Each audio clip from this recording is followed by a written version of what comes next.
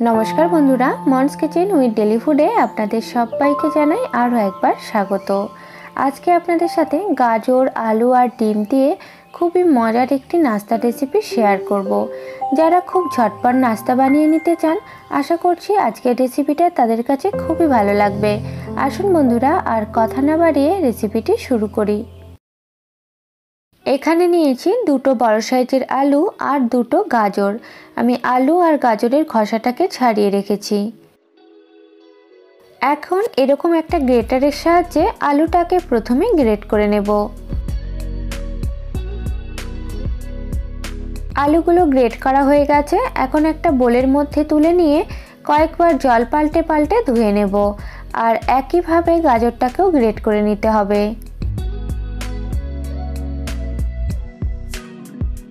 आलू और गाजर ग्रेट करे भालो करे धुए निये যতটা সম্ভব हाथ दिए চেপে চেপে জলটাকে বের করে একটা বোলের মধ্যে নিয়ে নিয়েছি।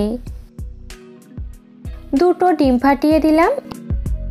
এরপর দিয়ে দিচ্ছি স্বাদ অনুযায়ী লবণ,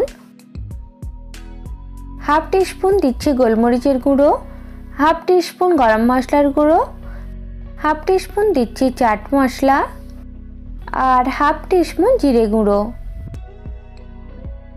1/4 टीस्पून दिচ্ছি হলুদ গুঁড়ো আর হাফ টিস্পুন লঙ্কার গুঁড়ো। একটা বড় সাইজের মিহি করে কুচানো পেঁয়াজ দিয়ে দিলাম। দিয়ে দিচ্ছি দুটো কুচানো কাঁচা লঙ্কা। আমি এখানে যেহেতু দু রকমের লঙ্কা ব্যবহার করছি আপনারা অবশ্যই আপনাদের স্বাদ অনুযায়ী লঙ্কাটা ব্যবহার করবেন। আর সবশেষে দিয়ে দিলাম বেশ কিছুটা কুচানো ধনেপাতা। এবারে সবকিছুকে একসাথে খুব ভালো করে মিশিয়ে নিতে হবে।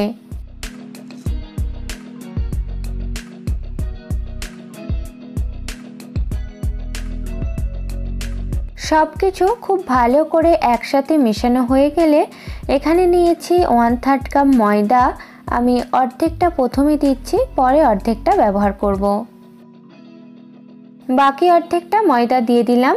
आबारो सबकिछुके एकसाथे खूब भालो करे मिशिये निচ্ছি।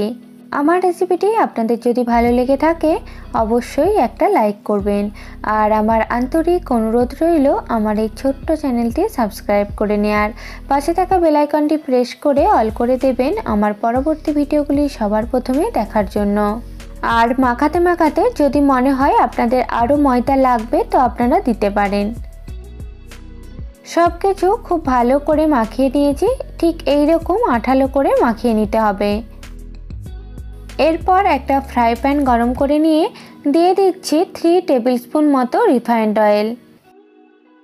তেল হালকা গরম হলে আগে থেকে যে মিশ্রণটা রেডি করে রেখেছিলাম সেটা দিয়ে দিচ্ছি।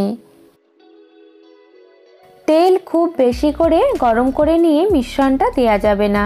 হালকা গরম অবস্থায় মিশ্রণটা দিয়ে এইভাবে চারিদিকে ছড়িয়ে সমান করে দিতে হবে। আর এই সময় গ্যাসের ফ্লেমটা থাকবে লোতে। চারিদিকটায় ছড়িয়ে আমি সমান করে দিয়েছি। এখন ঢাকা দিয়ে রেখে দেব 4-5 মিনিটের জন্য আর গ্যাসের ফ্লেমটা লোতেই রাখতে হবে। প্রায় 5 মিনিট পর ঢাকাটা তুলে নিলাম। এখন দুটো খুন্তির সাহায্যে আমি খুব সাবধানে প্লেটের মধ্যে তুলে নিচ্ছি। আর এই কাজটা একটু সাবধানে করতে হবে, না হলে ভেঙে যেতে পারে। প্লেটের মধ্যে তুলে নিয়ে আর একটা প্লেট নিয়েছি, ওপর দিকটা এইভাবে বসিয়ে উল্টে দিচ্ছি। তারপর আবারও উল্টো দিকটা এইভাবে প্যানের মধ্যে দিয়ে দিলাম। আবারও ঢাকা দিয়ে রেখে দেব 4-5 মিনিটের জন্য। আবারও প্রায় 5 মিনিট পর ঢাকাটা তুলে নিলাম। এখন দুটো খুন্তির সাহায্যে খুব সাবধানে অপর দিকটা উল্টে দিচ্ছি। এইভাবেই উল্টে পাল্টে আমি আরও দুদিকটা ভালো করে ভেজে নেব। দুদিকটাই আমি আরও একটু করে ভেজে নিয়েছি আর খুব সুন্দর কালার চলে এসেছে। এখন গ্যাসটা বন্ধ করে দিলাম। এখন একটা প্লেটের মধ্যে তুলে নিচ্ছি আর আপনাদেরকে একটু কেটে দেখিয়ে দেব। নাস্তাটা দেখতেও যেমন সুন্দর হয়েছে খেতেও কিন্তু অসাধারণ লাগে। দেখুন বন্ধুরা নাস্তাটা কত সুন্দর ভাজা হয়েছে আর ভেতরের আলু আর গাজর কিন্তু খুব ভালো মতো সেদ্ধ হয়ে গেছে। আশা করছি আমার রেসিপিটি আপনাদের ভালো লেগেছে। আজকের মতো বিদায় নিলাম, আবার অন্য কোনো রেসিপি নিয়ে হাজির হব।